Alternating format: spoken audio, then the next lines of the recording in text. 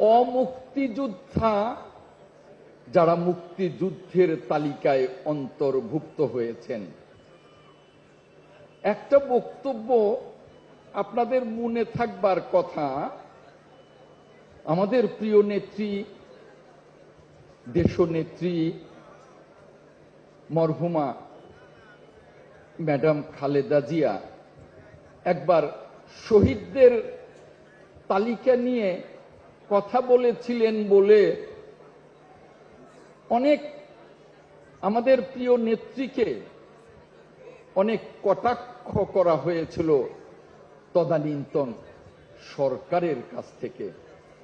অথচ এটা বহুল আলোচিত একটি বিষয় যে স্বাধীনতার মাত্র 23 দিন পর হঠাৎ করেই কোন রকমের জরিপ ছাড়া, তথ্য উপাত্ত ছাড়া 9 মাসের মুক্তিযুদ্ধের শহীদদের তালিকা কি করে এলো, চট করে একটি তালিকা 30 লক্ষ বলে দিলেন।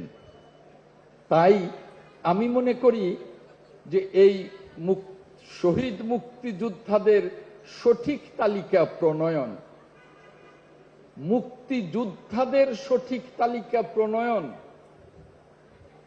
এবং ওই মুহূর্তে যারা মুক্তিযুদ্ধ বিরোধী ছিল, রাজাকার, আল বদর, আল শামস, তাদেরও সঠিক তালিকা প্রণয়ন আমার মন্ত্রণালয়ের একটি বড়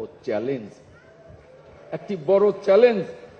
এই চ্যালেঞ্জকে যদি আমি এই মন্ত্রণালয়ের দায়িত্বে থাকি, তাহলে আমি এই চ্যালেঞ্জকে গ্রহণ করে আমার মাননীয় প্রধানমন্ত্রীর পরামর্শ ক্রমে মহান সংসদের মাধ্যমে জাতীয় ঐক্য তৈরি করে এই চ্যালেঞ্জের মোকাবেলা করে সঠিক তালিকা জাতির সামনে প্রকাশ করব ইনশাআল্লাহ।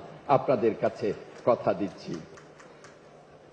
একজন বীর মুক্তিযোদ্ধা নেতা তার বক্তব্যে বলেছেন, সম্ভবত আমাদের মুক্তিযোদ্ধা দলের সভাপতি আমাদের শ্রদ্ধেয় উলফাত ভাই বোধহয় কথাটা বলেছেন, যে প্রথম যখন এই মুক্তিযোদ্ধা কমান্ড কাউন্সিল গঠন করা হয়, তখন আমাদের নেতা রাষ্ট্রপতি জিয়াউর রহমান স্যার ছিলেন এই মুক্তিযোদ্ধা কমান্ড কাউন্সিলের প্রধান পৃষ্ঠপোষক, তাই না?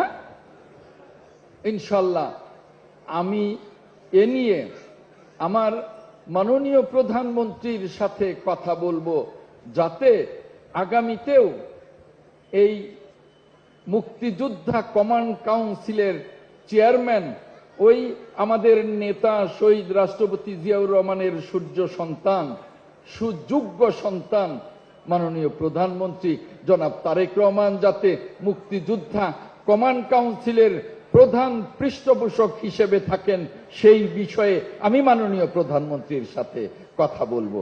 আপনাদেরকে এটা বলছি। সম্মানিত বীর মুক্তিযোদ্ধা ভাইয়েরা, আপনারা কিছু কথা বলেছেন আপনাদের বেতন ভাতাদির বিষয়ে, আপনাদের বাড়ির তৈরির বিষয়ে এবং আপনাদের চিকিৎসার বিষয়ে। এই বিষয়গুলো মুক্তিযুদ্ধ মন্ত্রণালয় খুব এই বিষয়গুলো নিয়ে আমরা কাজ করছি এবং এই বিষয়গুলোতে আমি বলতে চাই, বেশ কিছু বাড়ি ইতিমধ্যেই তৈরি হয়েছে এবং বাড়ি তৈরিগুলো বীর মুক্তিযোদ্ধাদের জন্য চলমান আছে। কিছু জটিলতাও আছে, সেই জটিলতাগুলো নিরসন করে এই বাড়িগুলো আপনাদের জন্য তৈরি করা চলমান থাকবে। এবং এই যে আপনারা বলছেন বেতন ভাতাদির কথা, এই বিষয়গুলো এই মন্ত্রণালয়ের বিবেচনায় আছে। এই বিষয়গুলো নিয়েও আমরা কাজ করছি। এই বিষয়গুলো আমি মাননীয় প্রধানমন্ত্রীর সাথে আলোচনা করব এবং যে চিকিৎসার বিষয়গুলো বলেছেন যে মুক্তিযোদ্ধারা অসুস্থ হলে যাতে বিনে পয়সায় তাদের সুচিকিৎসা করা হয়, এই বিষয়গুলো আমাদের বিবেচনায় আছে। আমরা এই বিষয় নিয়েও আমি মাননীয় প্রধানমন্ত্রীর সাথে কথা বলে ইনশাল্লাহ যথাযথ ব্যবস্থা গ্রহণ করব। এই চমৎকার অনুষ্ঠানের জন্যে, এই বর্ণাঢ্য অনুষ্ঠানের জন্যে আমি আজকের যিনি উদ্যোক্তা, আজকের যিনি দক্ষিণ সিটি কর্পোরেশনের সম্মানিত প্রশাসক শ্রদ্ধেয় আব্দুল সালাম ভাই, তাকে ধন্যবাদ জানাই, অভিনন্দন জানাই। আর আজকে আমাকে এই চমৎকার বর্ণাঢ্য অনুষ্ঠানে আমন্ত্রণ জানানোর জন্য আমি শ্রদ্ধেয় সালাম ভাইকে ধন্যবাদ জানাই এবং কৃতজ্ঞতা জানাই। আমি মনে করি আজকের এই বর্ণাঢ্য অনুষ্ঠান করে আপনি মুক্তিযোদ্ধাদেরকে সম্মানিত করেছেন, মূল্যায়ন করেছেন। এভাবেই আপনার প্রচেষ্টা যাতে অব্যাহত থাকে, সেজন্য আপনাকে আমার এবং আমার মন্ত্রণালয়ের তরফ থেকেও সার্বিক সহযোগিতা করব ইনশাল্লাহ।